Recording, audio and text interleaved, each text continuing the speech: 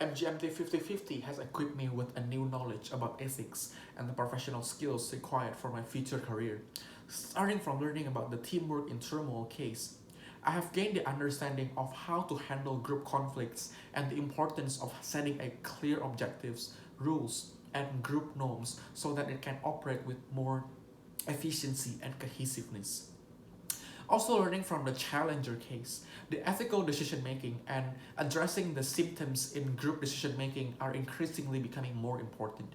And as a future leader and as a learner, I am now able to know that it is not right to only force my own decision, but I also have to consider my other members' perspectives and opinions so that the unintended consequences from my sole decision can be minimized. Throughout this course, I have discovered a lot of ethical theories, ethical dilemmas, and how to be a good corporate citizenship.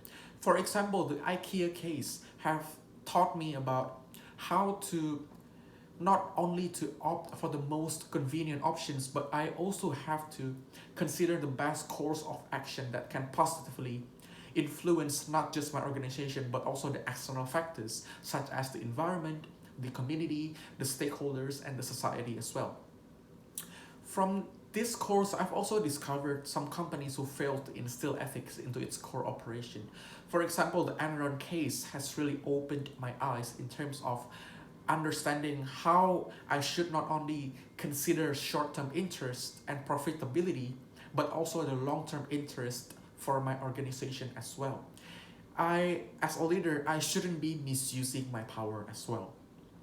And the recent discussion was about the gig economy and the concept of this course, such as utilitarianism, system thinking, inward and outward thinking, cultural humility, and the virtues of justice and love are increasingly becoming more crucial. And as a leader to strive in a gig economy where technology and artificial intelligence will continue to emerge, the terms of ethical and authentic leadership are becoming more appreciated. And as a leader in the era, I should be able to acknowledge the importance of being an ethical leader.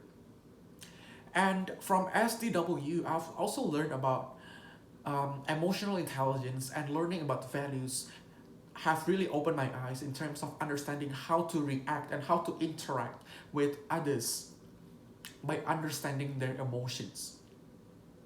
And the two materials that have been really meaningful for me are giving voice to values and negotiation.